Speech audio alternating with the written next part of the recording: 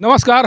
बिहार सरकार के द्वारा लिए गए एक निर्णय से एक झटके में रोहतास के हजारों लोग बेरोजगार हो चुके हैं। लेकिन इन समस्याओं से रोहतास के जितने भी प्रतिनिधि हैं, जो विधायक हैं, जो मंत्री हैं, उन्हें कोई लेना देना नहीं है। उन्हें उन पर इसका कोई असर नहीं है। कारण कि वो सरकार में रहते हुए भी जो सरकार की नीतियां हैं, उस नीतियों को न तो वो समझ पा रहे हैं, न उस नीतियों का विरोध कर रहे हैं, जिस नीति के कारण रोहतास के रोजगार पर असर पड़ रहा है। रोहतास में जिस तरह से बड़े पैमाने पर अरवा प्लांट लगाए गए थे पहले से, और जिस उद्देश्य से लगाए गए थे, वो उद्देश्य मात्र सरकार के एक निर्णय के बाद एक तरह से ध्वस्त हो गए हैं।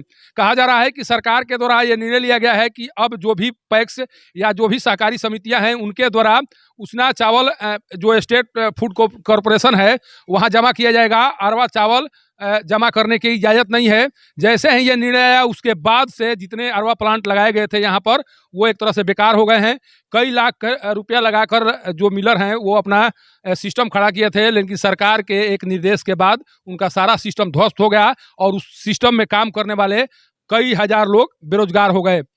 रोहतास में अक्सर देखा जाता है कि रोजगार के नए अवसर सृजन करने के बजाय सरकार के द्वारा अक्सर इस तरह के निर्णय लिए जाते हैं, जिस निर्णय का असर यहाँ के रोजगार पर पड़ता है। और इस बार भी कुछ इस तरह का हुआ है। रोहतास में डालमिया नगर फैक्ट्री कभी काम किया करती थी, और उस फैक्ट्री में बड़ी संख्या में मजदूर काम करते थे और उन्हें रोजगार मिलता था। लेकिन जैसे ही फैक्ट्री बंद हुआ, उसके बाद से हजारों लोग बेरोजगार हो गए। खनन की जो समस्या है, 2012 में रोहतास में खनन उद्योग पर भी प्रतिबंध लगा दिया गया, उसका भी असर यहाँ के रोजगार पर पड़ा। लेकिन इतना सब कुछ होने के बाद रोजगार के नए अवसर सृजन नहीं किए गए, और रोहतास के जो अधिकतर लोग हैं, आज भी बेरोजगारी का दंश झेल रहे हैं। और ये सब कुछ हुआ है जो मुख्यमंत्री नीतीश कुमार हैं, उनके शासनकाल में। 17 साल से मुख्यमंत्री नीतीश कुमार बिहार में शासन कर रहे हैं, और उनके द्वारा रोजगार सृजन के बजाय रोजगार छीनने का काम किया जा रहा है। और उसका कहीं ना कहीं खमियाजा यहाँ पर किसान भुगत रहे हैं। किसानों को जिस समय खाद की जरूरत है, उस समय खाद नहीं मिल पा रहा है। आप चले जाइए, यहाँ पर जितने भी खाद विक्रय केंद्र हैं, वहाँ पर किसान लाइन में लगे हुए हैं। उन्हें खाद देने के बजाय उन पर लाठियाँ बरसाई जा रही हैं, और खाद के लिए किसान दर दर भटक रहे हैं। अगर खाद ही नहीं मिलेगा तो किसान अपनी खेती बाड़ी को कैसे मजबूत कर पाएंगे, और रोहतास में रोजगार का सृजन कैसे होगा। आप अगर आंकड़े पर गौर करें तो रोहतास के बड़ी संख्या में लोग अन्य राज्यों में पलायन किए हुए हैं रोजगार को लेकर। अगर यहाँ पर कृषि क्षेत्र को मजबूत किया गया होता, या फिर यहाँ पर जिस तरह से अरवा प्लांट लगाए गए हैं, उस प्लांट पर विचार किया गया होता निर्णय लेते समय, तो बहुत से लोग यहाँ पर रोजगार पा सकते थे। लेकिन जैसे ही सरकार के द्वारा यह निर्णय लिया गया है, उसके बाद से बड़ी संख्या में रोहतास जिले से पलायन शुरू हो गई है, और रोहतास के युवा अन्य राज्यों में जाकर रोजगार के लिए दर दर भटक रहे हैं। सोचिए कि किस तरह से नीतीश सरकार के द्वारा रोहतास के प्रति कार्य किया जा रहा है, और यह कार्य रोहतास में लगातार बेरोजगारी दर को बढ़ा रहा है। नालंदा की प्यास को बुझाने के लिए मुख्यमंत्री के द्वारा गंगा से जल लेकर नालंदा तक पहुंचाने की कोशिश की गई है।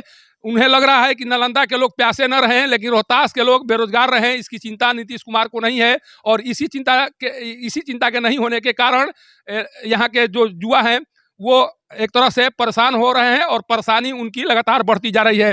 कहा जा रहा है कि 2020 में जब चुनाव हुए, उस समय रोहतास जिले में 7 विधानसभा सीट है, और 7 विधानसभा पर महागठबंधन की जीत हुई थी। और उसी जीत से गुस्साए नीतीश कुमार के द्वारा लगातार रोहतास को टारगेट किया जा रहा है, और कुछ ऐसे नियम बनाए जा रहे हैं जिस नियम के कारण यहाँ पर बेरोजगारी बढ़ रही है, लोग परेशान हो रहे हैं। और लगातार सोचिए कि रोहतास जिले में मात्र खाद की किल्लत दिखाई पड़ रही है, लेकिन आप चले जाइए कैमूर में, चले जाइए औरंगाबाद या बक्सर में, चले जाइए, वहाँ पर खाद की कोई समस्या नहीं है। लेकिन रोहतास में खाद की समस्या लगातार बनी हुई है। आखिर ये क्यों ना कहा जाए कि 2020 के जो चुनाव हुए और जो चुनाव परिणाम सामने आए, उसी परिणाम को ध्यान में रखकर लगातार सरकार के स्तर से रोहतास जिले को बर्बाद करने की कोशिश की जा रही है, या इस तरह की योजनाएं बनाई जा रही है जिस योजनाओं का असर रोहतास के लोगों पर पड़े।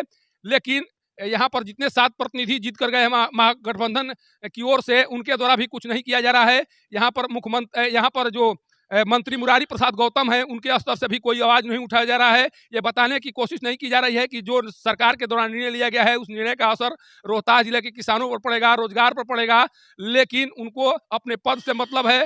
वो चाह रहे हैं कि हमारा पद बरकरार रहे, भले रोहतास के लोग मरे या रोहतास में बेरोजगारी की स्थिति उत्पन्न हो, लेकिन हमारी कुर्सी बरकरार रहे और इसी कुर्सी के लगाव से वो किसी तरह का आवाज नहीं उठा रहे हैं, जिसका असर लगातार रोहतास के रोजगार, रोहतास के विकास और रोहतास में जिस तरह से कार्य होना चाहिए उस पर पड़ रहा है।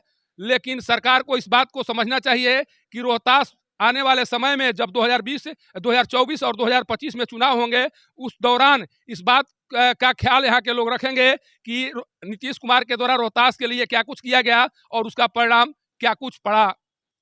सहकारिता भवन से पब्लिक न्यूज के लिए सत्येंद्र चौबे की रिपोर्ट।